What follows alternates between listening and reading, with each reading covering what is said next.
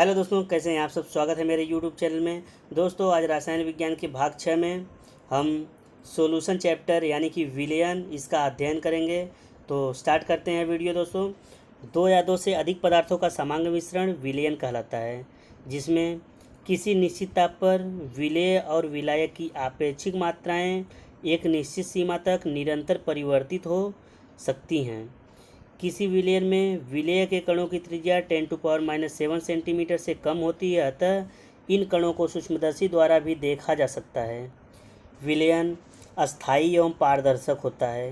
दोस्तों, ये विलयन चैप्टर जो है ये गवर्नमेंट एग्ज़ाम के साथ साथ प्राइवेट कंपनियों में भी अहम रोल प्ले करता है। एग्जाम्पल की बात किया जाए इसके, तो नमक और पानी का मिश्रण, चीनी और पानी का मिश्रण, या फिर दूध और पानी का मिश्रण आदि। दोस्तों, मुझे सपोर्ट करने के लिए चैनल को सब्सक्राइब और वीडियो को लाइक ज़रूर करें। तो आगे हम पढ़ते हैं विलयन के प्रकार, टाइप ऑफ सॉल्यूशन। ठोस में ठोस का विलयन, इसमें मिश्र धातुएं आती हैं जैसे कि पीतल। तांबा में जस्ता। ठोस में द्रव का विलयन, उदाहरण थैलियम में पारा का विलयन। ठोस में गैस का विलयन, उदाहरण कपूर में वायु का विलयन।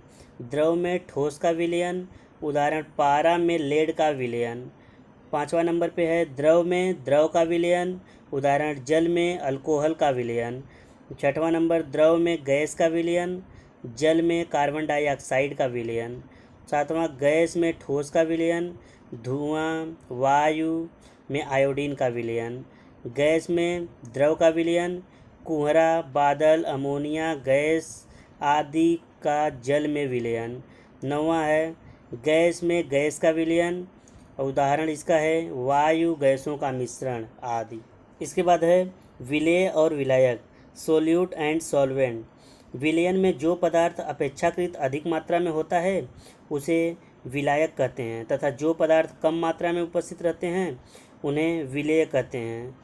जिस विलयन का डाई इलेक्ट्रिक नियतांक जितना अधिक होता है वह उतना ही अच्छा विलायक माना जाता है। जल का डाई इलेक्ट्रिक नियतांक का मान अधिक होने के कारण इसे सार्वत्रिक विलायक कहते हैं। सार्वत्रिक विलायक मतलब जो किसी भी पदार्थ को अपने अंदर घुलाने की क्षमता रखता हो उसे सार्वत्रिक विलायक कहते हैं। विलायक का उपयोग दवा के निर्माण में, निर्जन धुलाई में जैसे कि पेट्रोलियम, बेंजीन, ईथर जैसे विलायक, इत्र निर्माण में, अनेक प्रकार के पेय व खाद्य पदार्थ के निर्माण में विलायक का उपयोग किया जाता है। इसके बाद आगे है संतृप्त विलयन, जिसे सेचुरेटेड सॉल्यूशन कहते हैं।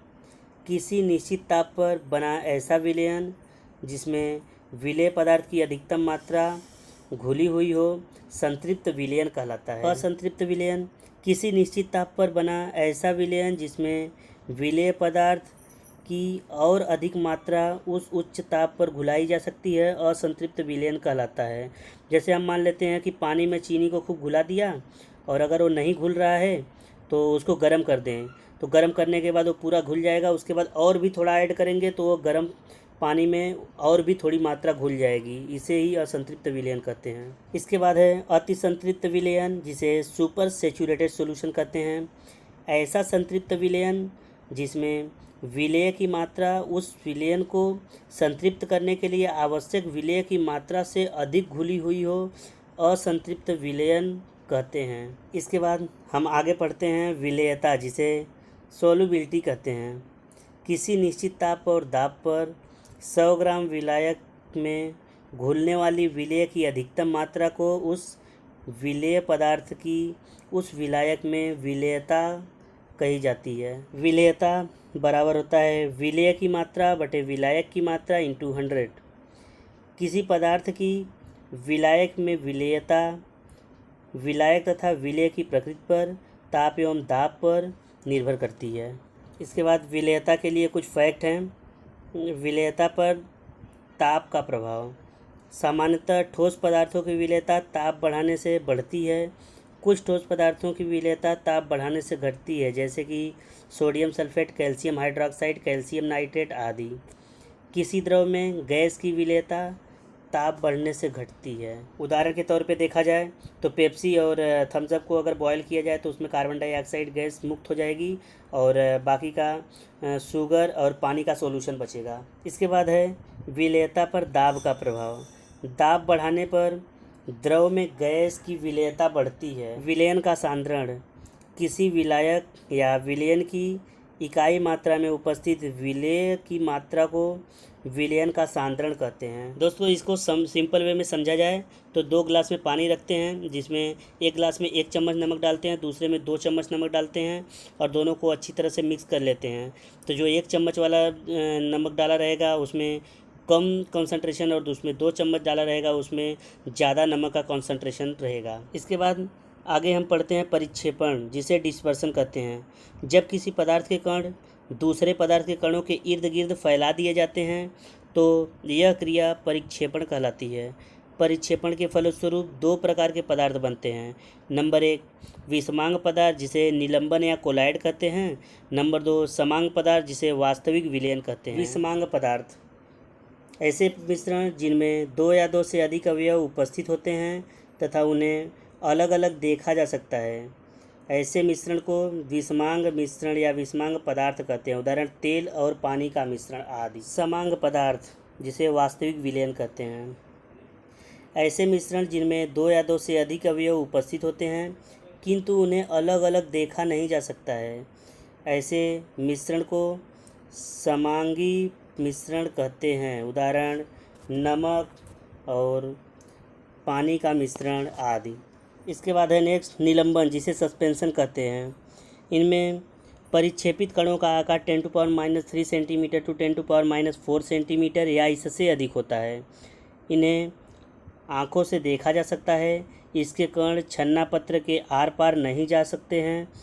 यह अस्थायी होते हैं तथा इनके कणों में परिक्षेपण माध्यम से अलग हो जाने की प्रवृत्ति पाई जाती है। उदाहरण के रूप में देखें तो नदी का गंदा पानी, वायु में धुआं आदि। नेक्स्ट है कोलायड। इसमें परिक्षेपित कणों का आकार 10⁻⁵ सेंटीमीटर से लेकर 10⁻7 सेंटीमीटर के बीच होता है। इसके कणों को नग्न आँखों की सहायता से नहीं देखा जा सकता है, बल्कि सूक्ष्मदर्शी की सहायता से देखा जा सकता है। उदाहरण दूध, गोद, रक्त, स्याही आदि। कई प्रकार के होते हैं, जैसे कि सोल, ऐसा कोलायड जिसमें ठोस कण द्रव में परिक्षेपित होते हैं उसे सोल कहा जाता है। रबर के दस्ताना का निर्माण विद्युत लेपन द्वारा रबर सोल से किया जाता है। नेक्स्ट है जेल, ऐसा कोलायड जिसमें ठोस कण द्रव में समान रूप से परिक्षेपित हो जाते हैं पर उसमें प्रवणता नहीं होती है, जेल कहलाती है, जैसे जेली और जिलेटिन आदि। एरोसॉल, किसी गैस में द्रव या ठोस कणों का परिक्षेपण एरोसॉल कहलाता है। जब परिक्षेपित कण ठोस होता है तो ऐसे एरोल को धुआं कहा जाता है और जब परिक्षेपित पदार्थ द्रव होता है तो ऐसे एरोसोल को कोहरा कहा जाता है। इसके बाद नेक्स्ट है पायस, जिसे इमल्सन कहते हैं। जब किसी कोलाइड में एक द्रव के सारे कण दूसरे द्रव के सारे कणों में परिक्षेपित हो जाते हैं लेकिन घुलते नहीं हैं तो इस कोलाइड को पायस कहते हैं। पायस बनाने की प्रक्रिया को पायसीकरण कहते हैं। जैसे दूध एक प्राकृतिक पायस है जबकि पेट एक कृत्रिम पायस है। इसके बाद आगे है झाग, जिसे फोम्स कहते हैं। द्रव में गैस का परिक्षेपण झाग कहलाता है। यह साबुन में उत्पन्न होता है। वास्तविक विलयन, जिसे ट्रू सॉल्यूशन कहते हैं। इसके कण आणविक आकार वाले होते हैं, अर्थात इसके कणों का आकार 10⁻7 सेंटीमीटर से लेकर 10⁻8 सेंटीमीटर होता है। इसके कारण छन्ना पत्र के आर पार आसानी से आ जा सकते हैं। यह सबसे अस्थायी एवं पारदर्शक होता है। यह आँख तथा सूक्ष्मदर्शी से दिखाई नहीं देते हैं। अपोहन, जिसे डायलिसिस कहते हैं। कोलाइडी विलयन को वास्तविक विलयन से पृथक करने की प्रक्रिया अपोहन कहलाती है, अर्थात इस विधि द्वारा कोलाइडी विलयन को शुद्ध किया जाता है। ब्राउनियन गति, कोलाइडी विलयन के कण लगातार इधर उधर भागते रहते हैं, इसे ब्राउनियन गति कहते हैं।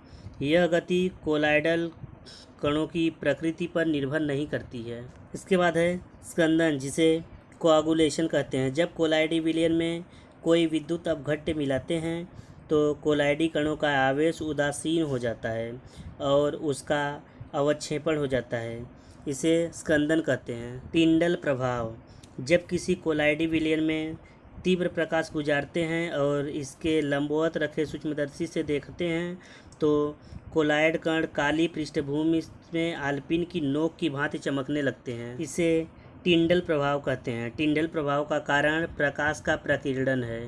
इसके बाद नेक्स्ट है वह विलयन जो कि अम्ल या क्षार की साधारण मात्राओं को अपनी प्रभावी अम्लता या क्षारकता में पर्याप्त परिवर्तन किए बिना अवशोषित कर लेता है, इसे बफर विलयन कहते हैं। तो दोस्तों कैसी रही मेरी वीडियो? दोस्तों वीडियो अच्छा लगे तो लाइक करो, शेयर करो, कमेंट करो। दोस्तों चैनल को भी सब्सक्राइब करना ना भूलना। तो मिलते हैं एक नए वीडियो में, तब तक के लिए जय हिंद दोस्तों।